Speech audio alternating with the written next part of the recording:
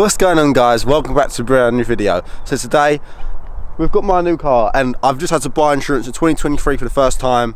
So I'm going to give you the 5 top tips to how to save money on your car insurance on 2023, because a lot has changed, a bit different to how it was before now, how I found it personally. And I know that my insurance videos usually are quite helpful for people. They still get a lot of comments now popping up saying how they help people, or people still have questions, and sort of it does fluctuate and change a bit, it seems to be, when coming to get quotes and whatnot. So I wanted to make a new updated video for 2023. Let's get into this. Let's save some money. So guys, now let's get into how to save some money in 2023 on your car insurance. So the main things I've found recently that have just been a bit of a weird one, this is mainly to do with like price comparison websites, is it seems so, the first one I'm going to say with seems so stupid, but it does save you some money. So when you actually go through to buy your insurance and whatnot, and then you go put your details in and whatnot, and they'll say, what is your driver's license number? 9 times out of 10, everyone just puts, like, don't know, whatever, skip, I'll do it later, yeah? Do that, get your quote, come back to it, put your license number in, because when you buy your insurance, you have to provide that number anyway, so you're going to provide it at some point. When you provide it, I've saved like 50, 60 quid just by putting it into my quote before doing it. Obviously, if you have points in your license, you're not claiming that, obviously you have to anyway, it will probably go up. But if you have a clean license or you're new to driving and whatnot, when you put the license numbers in, it brings it down, which is really weird. I don't understand why it does it, but it does. And even if you choose not to put it in, when you come to get in your policy, they have to do that anyway to do like a check on your license. So you're going to do it at some point. So you may as well just start off by doing it in the beginning, and it just saves you time and it saves you money.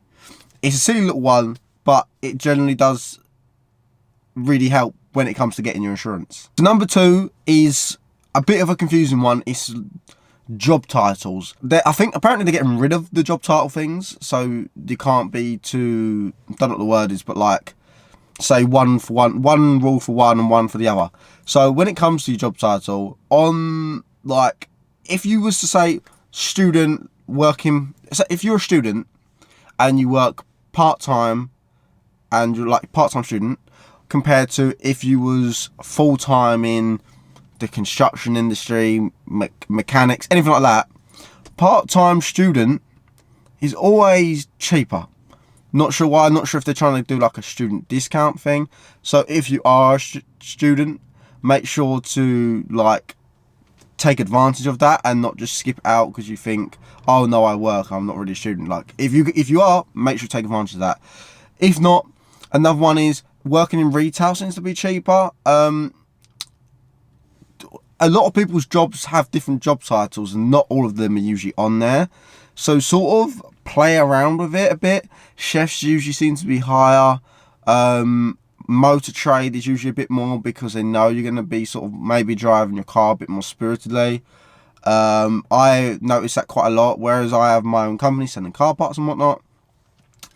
If I put that through compared to another job that I do, because I have like multiple jobs, if I put like media compared to working in the car industry and whatnot, media is always cheaper. So if you have the means to take advantage of that, definitely do. Don't go saying you're a part-time student and you're a full-time mechanic sort of thing and you've got nothing, you finished college like 5 years ago. Don't do that. What I'm saying is, if there is a way to sort of choose the job title more better for your policy, I would take advantage of it, because it's just going to save you money, and it can save you a lot of money. I'm not talking like a couple quid, it could be like £100 or more. It does play a big factor into it, because at the end of the day, your job is usually where you're driving to and from and whatnot. Same as if you're commuting. If you don't need to commute, don't put down a commute, because commuting on it for like social, domestic and pleasure is a lot more, whereas if you don't need to, it's going to save you money in the long run, like quite a bit. So the third one I'm going to go for is mileage. Now, mileage is very tricky, because if you lie about your mileage, then you are technically screwed. Say you do 5,000 miles a year and then you end up doing 7 and you get a crash and your mileage has gone over 7,000 since your MOT before your insurance or before you quoted it, then you're probably not going to get paid out. So make sure when doing mileage, you are very, very cautious that you know you're going to do XYZ amount of mileage. And sometimes you can pay to add more at the end of a policy, or pay to add more in a policy, but I'm not 100% sure on that. So like, not giving you legal advice or like specific advice, but say you don't need, say you bought 10,000, you said I'm doing 10,000 miles this year, and at the end of that year you worked out off your like mileage I've done with other thing, you did 7.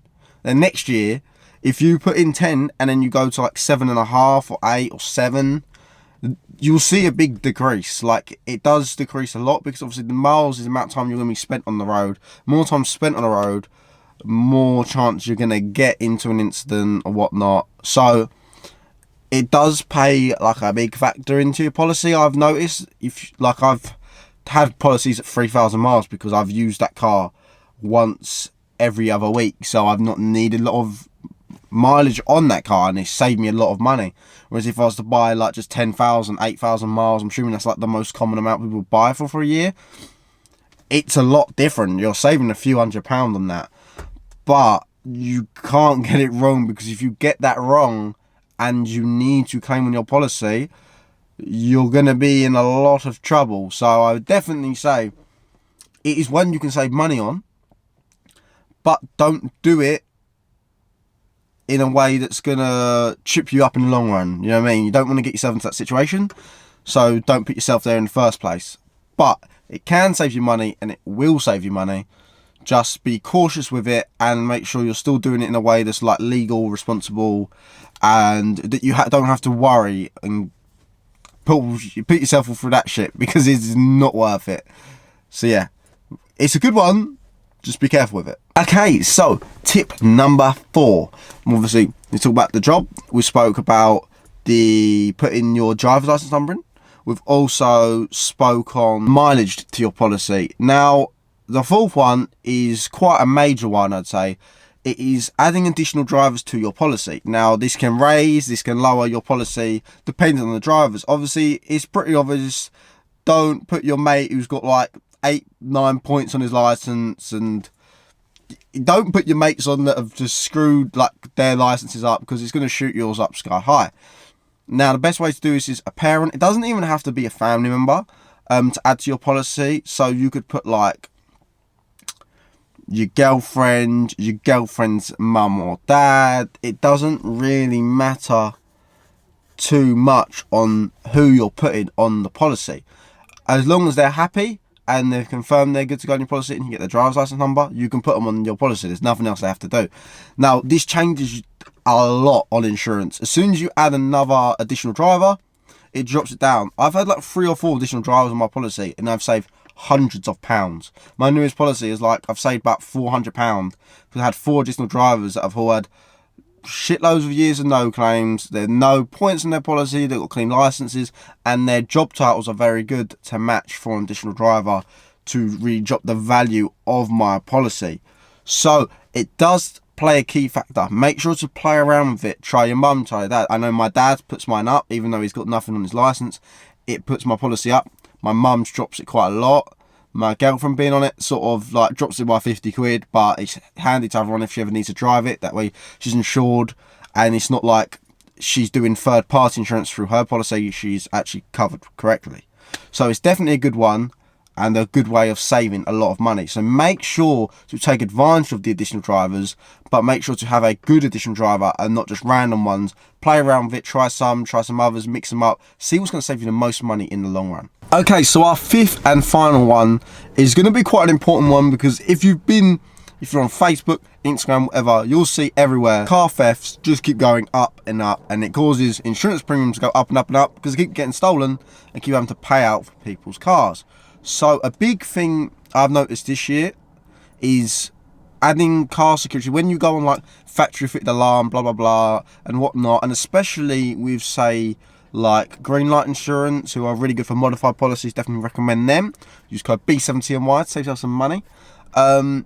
If you have like I'm not 100% on what alarms that you need. If you get an alarm system fitted or an immobiliser and whatnot, a disc lock, like a steering wheel lock, it really does reduce your insurance, and some policies are actually making sure you have that in place before even letting you be insured with them. Like, they won't insure you unless you have a disc lock or like a ghost immobiliser maybe, or you've got like, I think it's the Pandora systems and whatnot. So that is sort of the new modern day of what is going on what you need within the car insurance. It'll probably come in a few years time more mandatory with more higher end vehicles, because they keep getting stolen and they're so quick to be stolen. But it's also a good one just to help your car not get stolen. It's a good thing to have in place, but it also does reduce your car insurance when doing through compare the market, or even through like specific like modified policies and whatnot. So definitely take advantage of it, look into it. It will secure your car, so you haven't got to worry about your car getting stolen, and also save you some money. Obviously you have to pay for that first. Like a disc lock could be like £100. You could get a used one for 60-70 quid. When it comes to your alarm systems and your mobilisers, they cost more, but you get peace of mind with the car.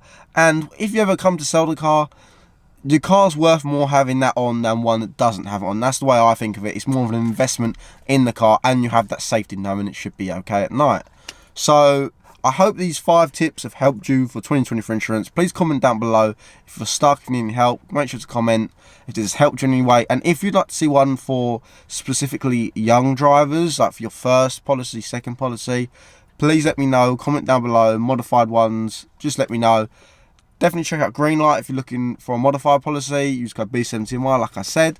Check out B7 Performance for any car parts that you may need, and you can use discount code B17Y on there as well, because that's my own company. So thank you so much for watching. Please hit the subscribe if it helped. Hit that like button. Comment down below, like I said, and I'll see you all hopefully in one of my next videos. Peace. 2, 2, 3, 3, I'm on 10, 10, 10, yeah.